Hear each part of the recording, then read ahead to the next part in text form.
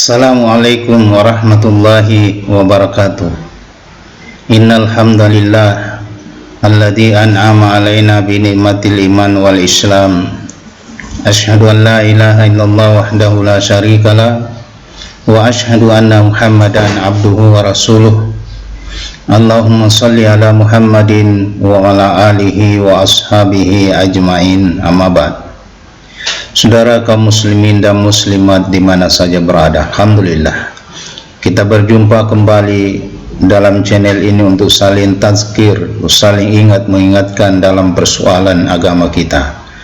Salam dan taslim kepada Nabiullah Muhammad sallallahu alaihi wasallam, Nabi yang senantiasa kita jadikan sebagai qudwah, sebagai contoh, sebagai suri tauladan dalam kehidupan kita.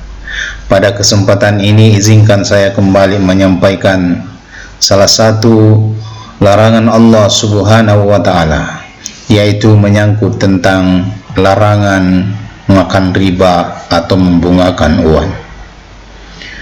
Allah Subhanahu wa ta'ala menurunkan agama Islam sebagai agama rahmatan lil alamin dan menghapuskan segala macam bentuk ketidakadilan dalam segala bidang kehidupan yang sering merugikan orang lain, termasuk dalam bidang ekonomi. Salah satu praktek yang sering dilakukan oleh pelaku ekonomi dalam transaksi keuangan adalah membungakan uang atau dikenal dengan praktek riba. Hal ini sangat tercelah di dalam Islam dan Allah telah jelas-jelas melarang dan mengharamkannya, sebagaimana yang disampaikan oleh Allah dalam Al-Quran surah Al-Baqarah ayat 275. Alladzina ya'kuluna riba la yaqumu illa kama yaqumul ladzi yatahabbatuhu syaitan minal masi, dzalika bi annahum qalu innamal bai'u mislu riba wa ahallallahu al-bai'a wa harrama riba faman ja'adu mau'izatun mir rabbih fa antaha falahu ma salafa wa amruhu ila Allah wa man 'ada fa ulaika ashabun nar hum fiha khalidun. Artinya, orang-orang yang makan atau mengambil riba tidak dapat berdiri melainkan seperti berdirinya orang-orang yang kemasukan syaitan lantaran tekanan penyakit gila. Keadaan mereka yang demikian itu adalah disebabkan mereka berkata atau berpendapat sesungguhnya jual beli itu sama dengan riba, padahal Allah telah menghalalkan jual beli dan mengharamkan riba.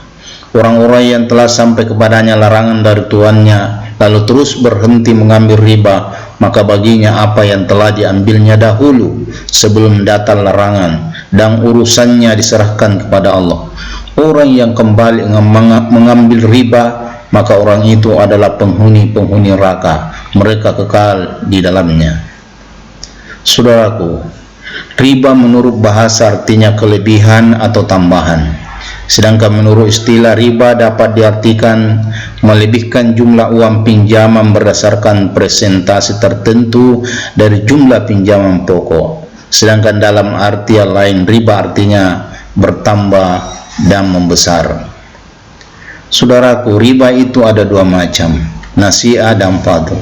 Riba nasi'ah ialah pembayaran lebih yang disyaratkan oleh orang yang meminjamkan, sedangkan riba fadl ialah penukaran suatu barang dengan barang yang sejenis tetapi lebih banyak jumlahnya, karena orang yang menukarkan mensyaratkan demikian, seperti penukaran emas dengan emas, padi dengan padi, dan sebagainya.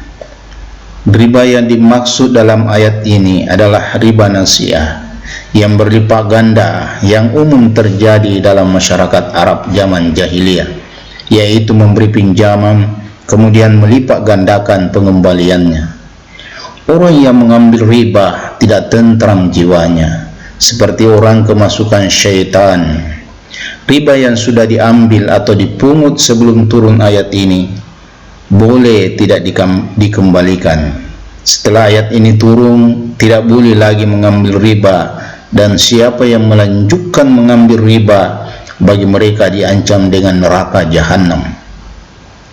Saudaraku, perbuatan ini sampai sekarang masih berlanjut di tengah-tengah umat Islam, bahkan dilembagakan dalam bentuk bank-bank konvensional yang jelas-jelas memberi pinjaman kemudian membungakan uang yang dipinjamkan.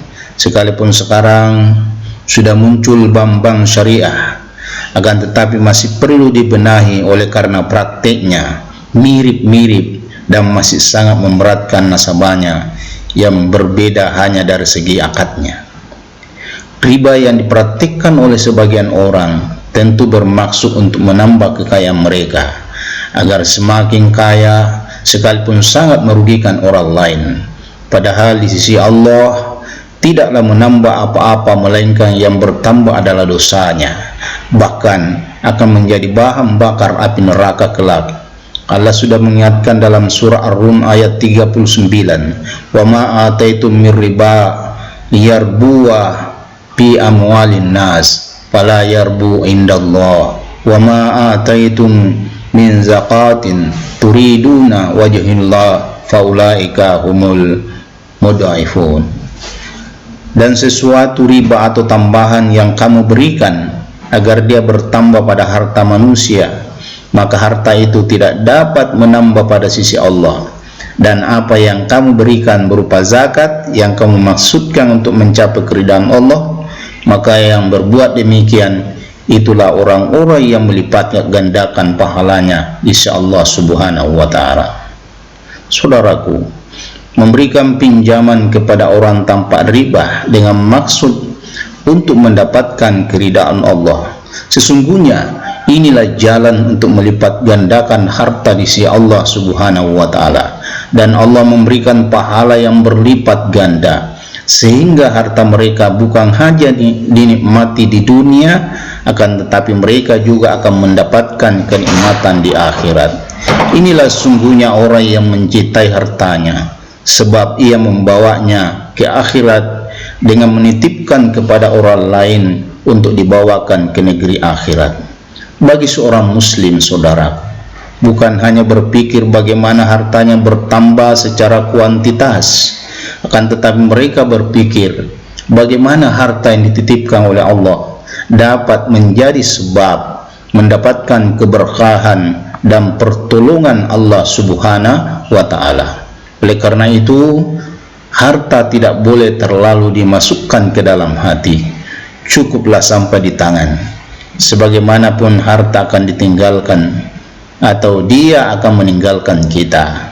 Harta sesungguhnya adalah apa yang dimakan dan disedekahkan, yang digunakan di jalan Allah Subhanahu wa ta'ala.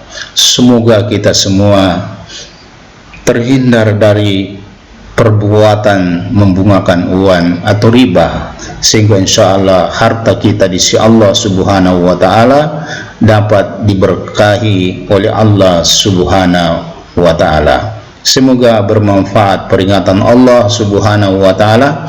Jika ada kekurangan, datangnya dari saya. Jika ada kebenaran, datangnya dari Allah Subhanahu wa ta'ala. Semoga bermanfaat. Nasrun minallahi wa fathul qarib. Wassalamualaikum warahmatullahi wabarakatuh.